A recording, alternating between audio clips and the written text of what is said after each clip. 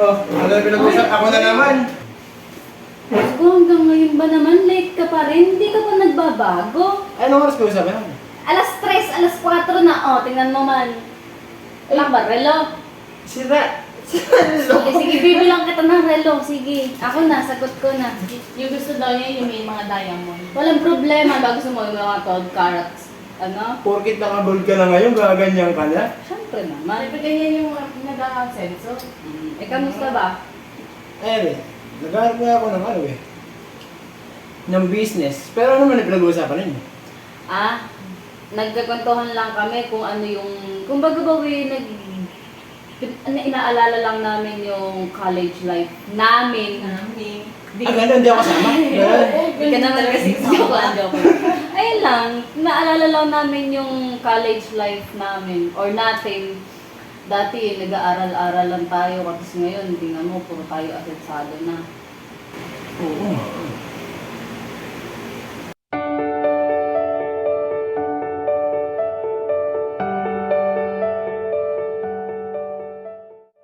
Ako nga pala si Joe, isang mag-aaral sa Besyo Agunoy na nagsusumikap upang matupad ang mga pinapangarap.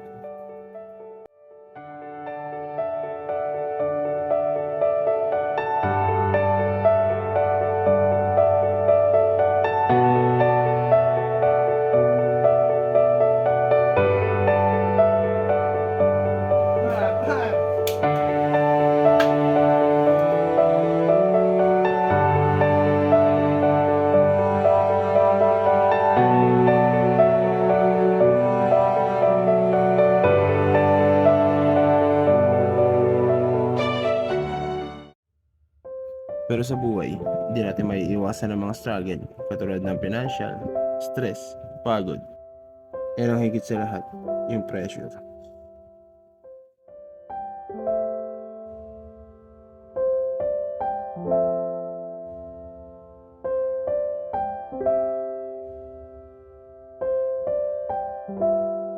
Pero meron tayong mga kaibigan na maaasahan at hindi papayag na tayo maiwan.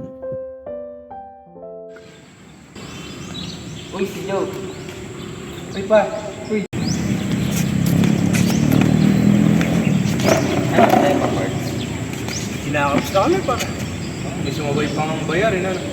Yung ba, 500? Yun yung iniisip ko, Par. Bala ko kumuha ng trapon. Oo lang, part. Kami na bahala, sir.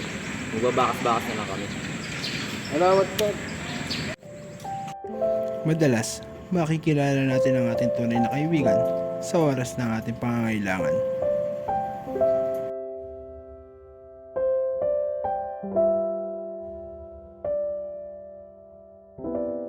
At syempre, kailangan din natin gumawa ng paraan para sa sarili natin.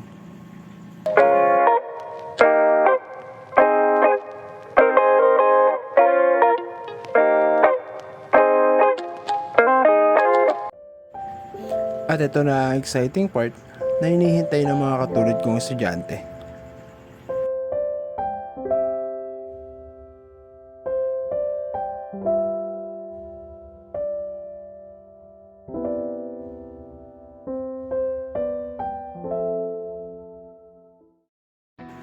At dito na nga nagsimula ang journey ko kung paano ko nalagpasan ang mga struggle ko sa buhay.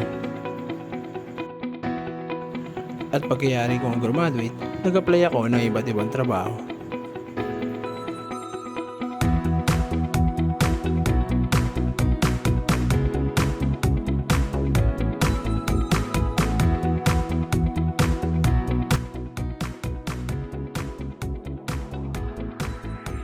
At ang una ay tinanggap ako bilang waiter.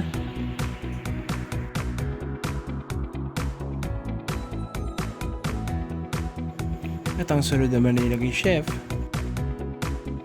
At naabot ko na rin yung pagiging manager.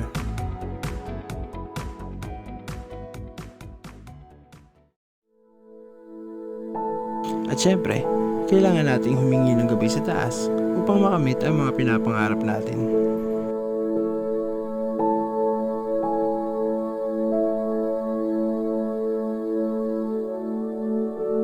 At ito na, ang matagal kong iniintay.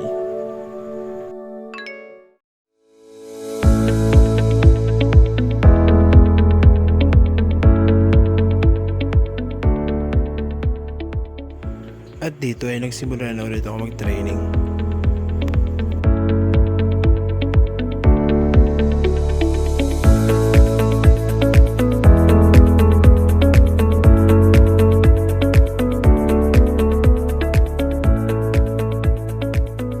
At hanggang sa ito na yung matagal kong pinapangarap.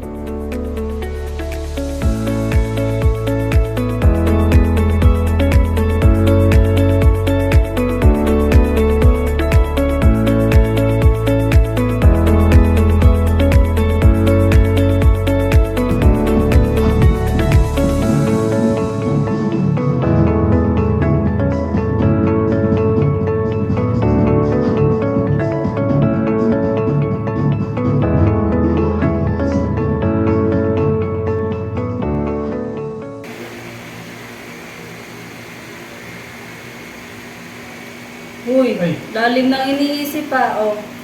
Naalala ko lang yung mga nangyari sa atin nung college life. Bilib na ako sa'yo kasi nagawa mo yung pangarap mo nung college pa lang tayo. Sinasabi-sabi mo lang yun sa akin dati. Ngayon, ganun ka na.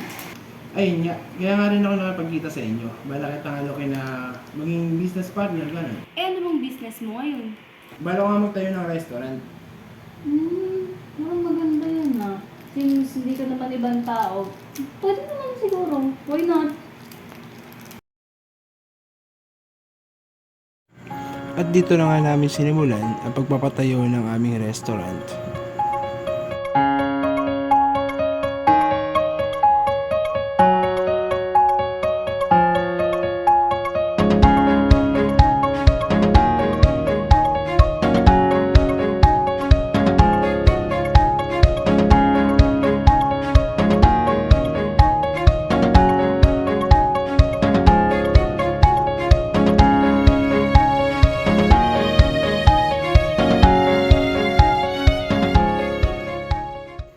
At syempre, sinimulan ko na din ang pagpapatayo ng aming sariling bahay.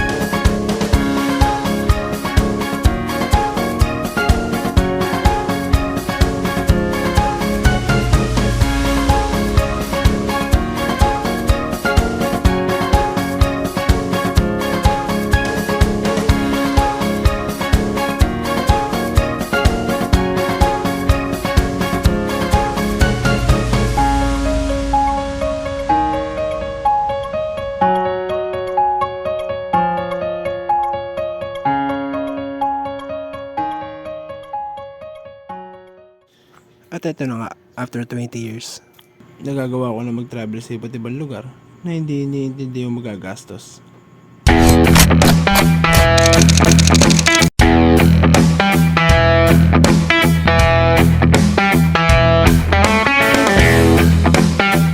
At syempre, kailangan din natin bumawi sa mga sakripisyong ginagawa ng mga magulang natin.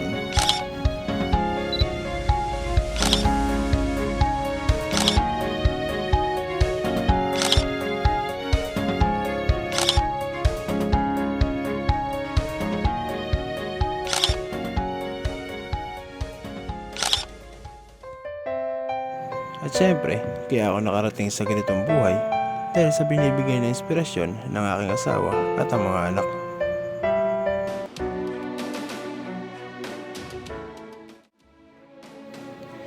My mission in the face of life struggles is to persevere with resilience, courage, and unwavering determinations. I will embrace challenges as opportunities for growth, learnings, and self-discovery. Through my struggles, I will cultivate strength, empathy, and kindness towards myself and others. I commit to never giving up, no matter how tough the journey may be.